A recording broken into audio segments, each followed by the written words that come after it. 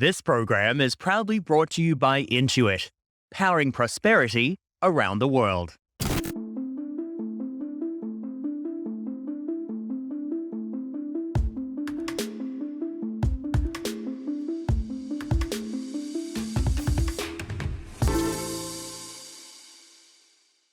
Late last year, tech giant Google renewed its support for Montreal, ponying up $4 million over 3 years to invest in the Quebec Institute of Artificial Intelligence, also known as Mila. Now, it's no surprise given that AI pioneer and Turing Award winner Yoshua Bengio sits at the helm of the institution. Yoshua is known for his cutting-edge work in deep learning, and his presence in Montreal has helped to turn the city into a hotbed for artificial intelligence research. In addition to Google, big tech players like Facebook and Microsoft have also opened AI research labs in the city, and since 2016, more than $3 billion in AI investment have been announced in Greater Montreal. On this episode, we'll discuss how Montreal is spearheading breakthroughs in the area of deep learning. It's all happening because of one man, one of the founders of deep learning and winner of the prestigious Turing Award. Yoshua Bengio is Scientific Director of Mila, Quebec AI Institute, and full professor at the University of Montreal. Yoshua, it's a privilege to be able to speak with you. Now, you are known as one of the pioneers of artificial intelligence and deep learning. What does that mean to you when you hear people say that in reference to you and your life's work, that you are a pioneer and responsible for the advancement of the technology? Well, I think that science advances thanks to so many people being involved. Jeff Hinton, Yanluker, and I happen to be kind of reaping a lot of the visibility, but it's really hundreds of researchers, all of the grad students and collaborators we worked with, and many other labs that have contributed to that progress.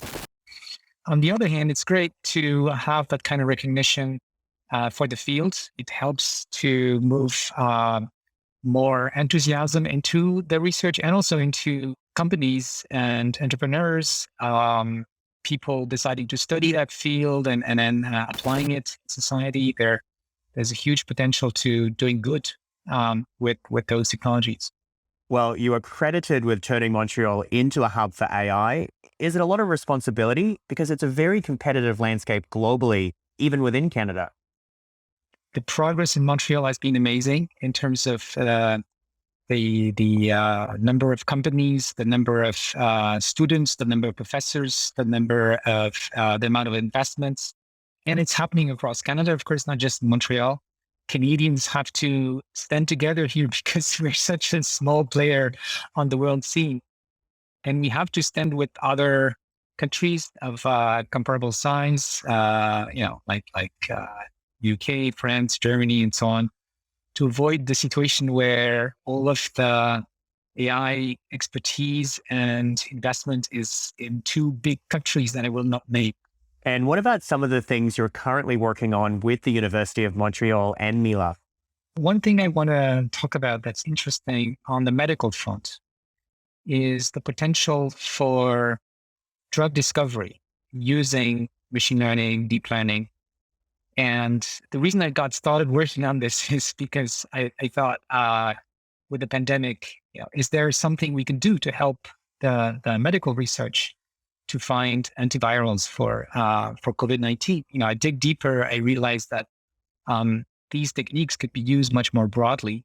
And in particular, currently, I'm interested in helping the discovery of new antibiotics, which is maybe the next pandemic that we have to be concerned about, which might have a scale even worse than the COVID-19 pandemic. So how do you think AI can actually help in Canada's post-pandemic recovery?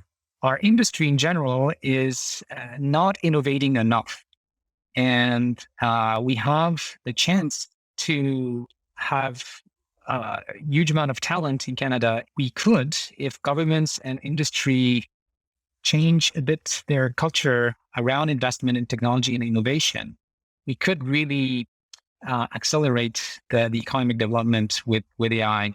The other thing really related to the pandemic itself is the way that we do innovation for public good. So I've talked about antibiotics, but one thing I didn't say is that the market forces for solving this problem are not well aligned, that it's not commercially profitable to do research on this right now. And so governments need to find a way to stimulate innovation in those directions that can help us fight climate change, prepared for the next pandemic. And we don't have the right structure there to do that. Economically, it could be huge. So I think we need to rethink our innovation pipeline, not just to improve the efficiency of our industry, but also to solve these societal problems that currently markets are not addressing properly. So, how concerned are you on the social impact of artificial intelligence? It is one of the concerns and the things that sometimes keep me awake at night.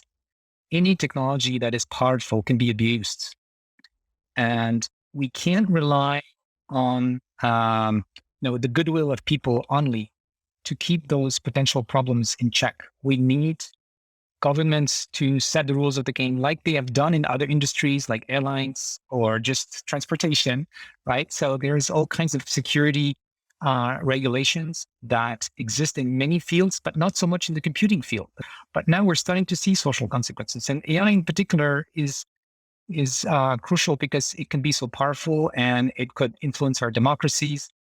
So in Europe, we're seeing maybe the fastest move towards legislation around AI. And I think in North America, and in Canada in particular, we should really also move in that direction. So, what do you believe needs to be done to make sure it is not misused? Well, we've had a lot of discussions about ethical guidelines. So, for example, in Montreal, we put out what's called the Montreal Declaration for the Responsible Development of AI. So, it's a big set of recommendations, but it's not law. And so now we have to turn these kinds of things into regulations, and that's something you can't do completely across the board. You have to involve like each sector, each industry. You don't want to put regulations that are going to prevent the development of the technology, but you want to protect people. So we need to do these efforts. We need to also do it in a coordinated way at the international level. So, for example, the OECD has put out a set of principles to help the design of public policy in that direction. And so it's going to be much easier for industry if different countries at least agree in the broad lines about how AI and computing in general should be regulated so that the same product could be sold across many countries. Well, hopefully we are, in fact, able to reach a global ethical framework for artificial intelligence. It's been a pleasure, Yoshua. Montreal has a booming AI ecosystem that includes startups, funding sources, accelerators, incubators, and academic organizations. One company that's seen big success is Telehealth startup Dialogue. It went public in March, just 5 years after it was created, with the goal of launching an app that connects health professionals with Canadians looking for medical help.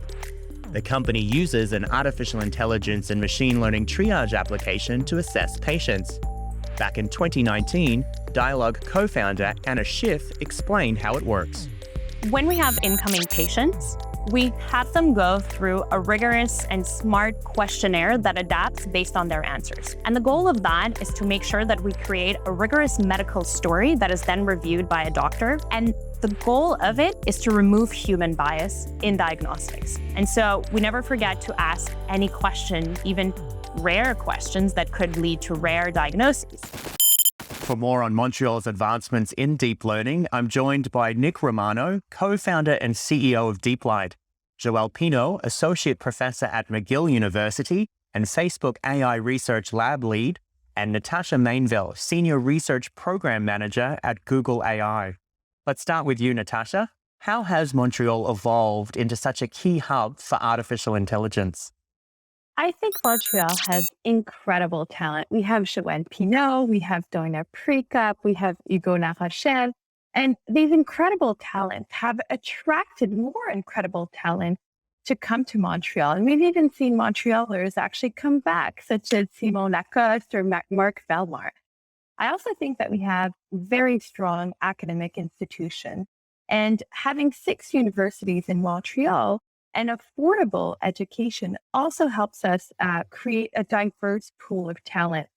And that has really helped us create sort of with favorable immigration policies as well and see for investment. We really have all the ingredients to create a really strong AI hub in Montreal to create, retain, and attract really good AI talent.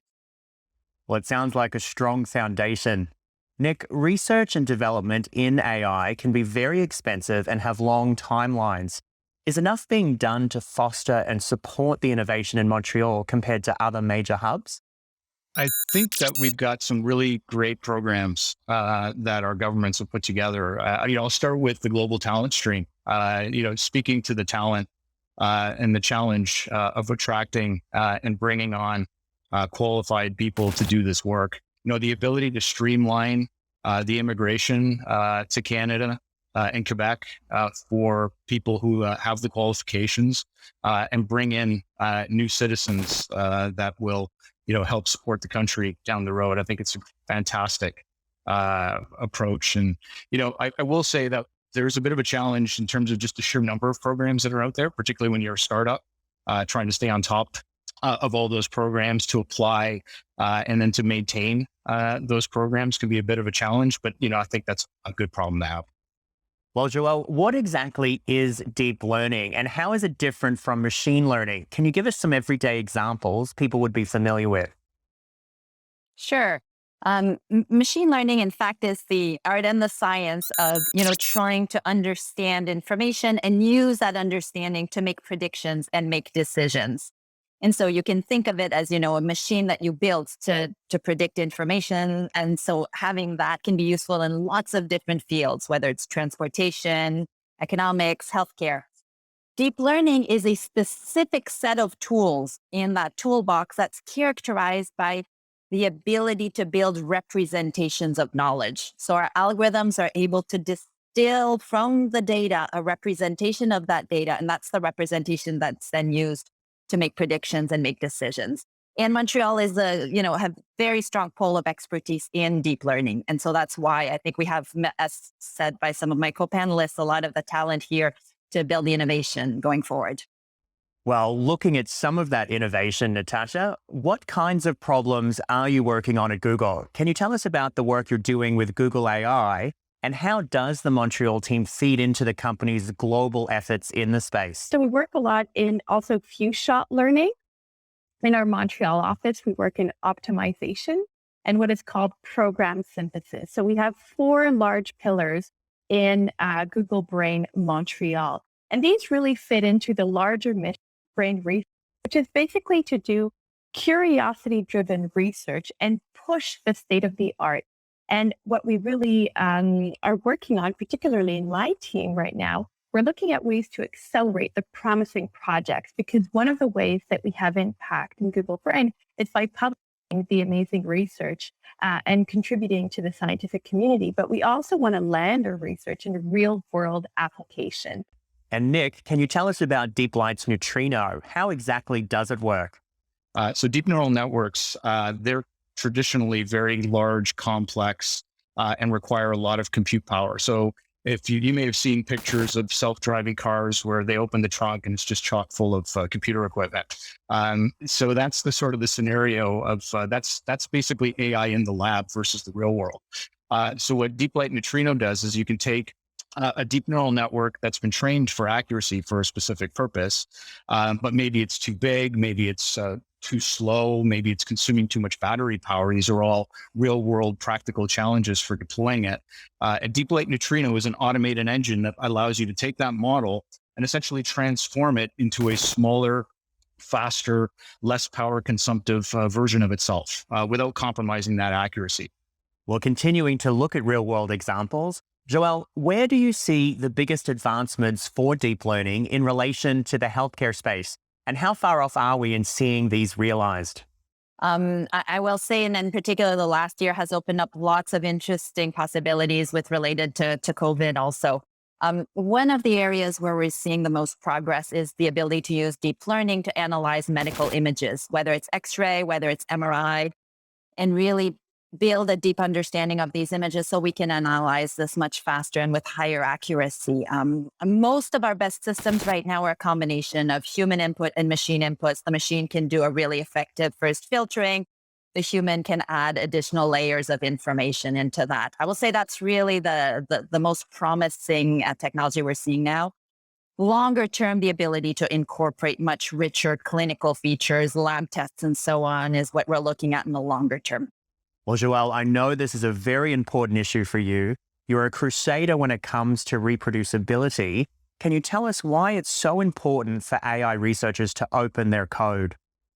It's been a crusade. I think that's the right word for it. Really, it's a two-pronged effort, right? One of them is really the commitment to open science and encouraging researchers to share papers, code, data sets, all the artifacts that are necessary to advance science faster. And that comes from a deep belief that science is a collaborative effort. And the more we can share the resources, the faster we'll be able to learn together.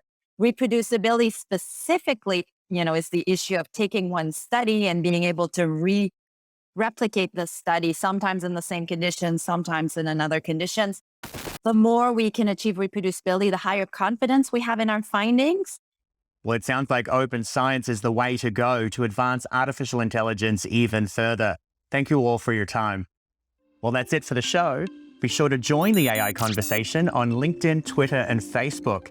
And tune into our next episode when we'll discuss how Canadian AI startups can grow into global market leaders. For more on the latest in business, technology, and innovation from around the world, log on to globalivemedia.com. Thanks for watching.